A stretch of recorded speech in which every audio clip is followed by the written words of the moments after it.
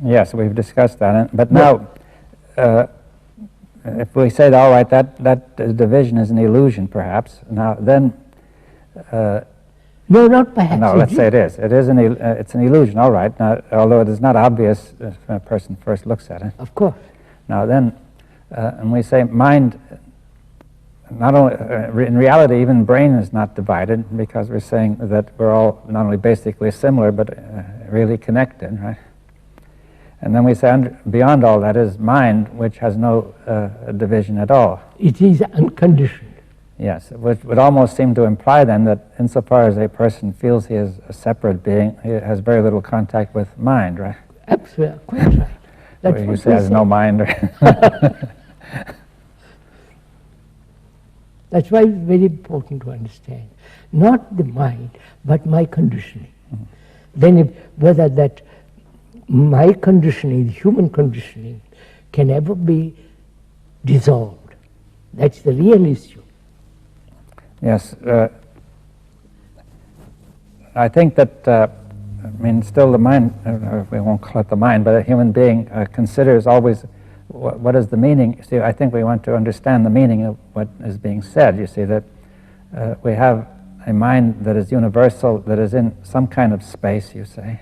Or is it its own space? It is not in me or in my brain. But it has a space. It lives in space. It lives in a space, right? And silence. And silence, but it's the space of the mind, right? It's not a space like this space. No, no. And that's why we said space is not invented by thought. Yes. Now, is it possible then to perceive this space when the mind is silent? Or to be in contact with it? Not perceive. When the brain is. Let's see. You're asking a question whether the mind can be perceived by the brain. Or at least somehow be aware, an awareness or a sense. Yes. And we are saying yes, through meditation. You may not like to use that word. Well, I don't mind. I think it is possible to bring about, see, sir, that's the difficulty. When we use the word meditation, it's generally understood there is always a meditator meditating. The meditation is really an unconscious process. It's not a conscious process. Well, and how are you able to say that meditation takes place then if it's unconscious? It is taking place when the brain is quiet. Well, you mean by consciousness all the movement of thought? Yes, movement of thought. With feeling, desire, will, and all that goes with it, right? But there's a kind of awareness still, isn't there? Oh, yes. Yes, you see... it depends what you call awareness. Yes. Awareness of what? I don't... possibly awareness of something deeper, I don't know.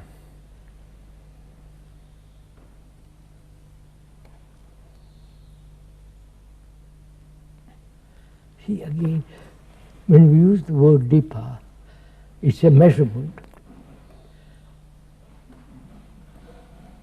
I know, I would use... Well, let's not use that, but let's say that some kind of...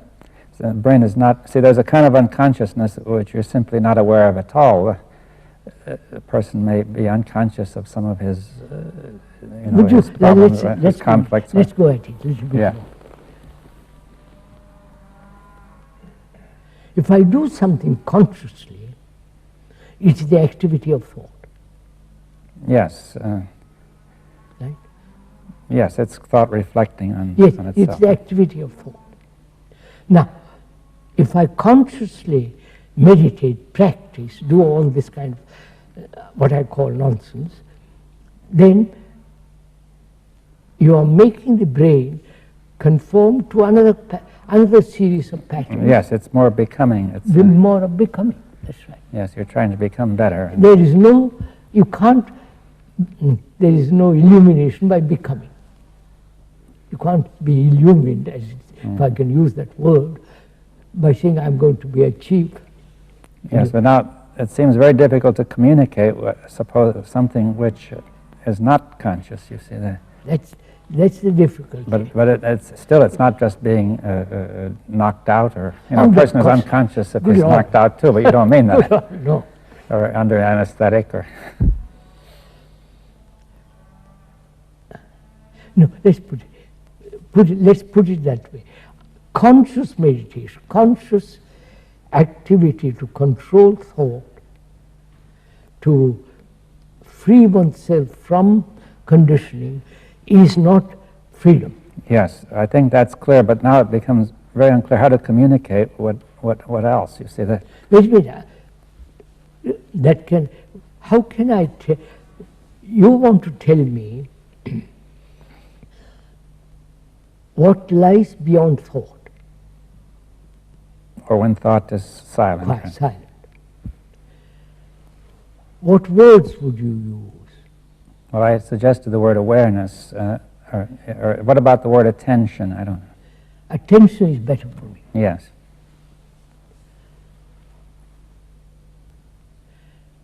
Would you say attention?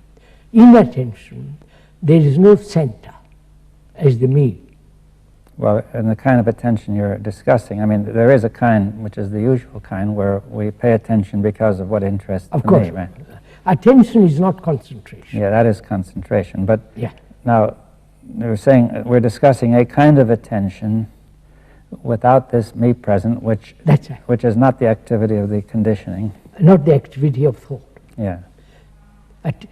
In attention, the thought has no place. Yes, but could we say more? What do we mean by attention?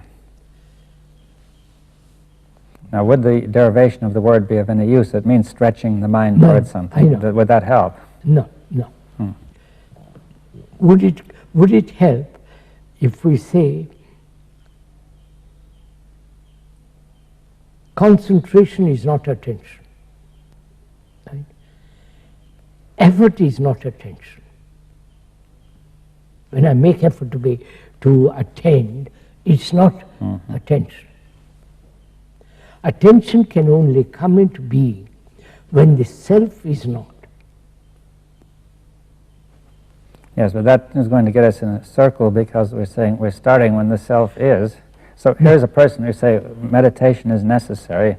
He begins with the self. He says, I'm here. No, I use the word carefully. Meditation means measure. Yes.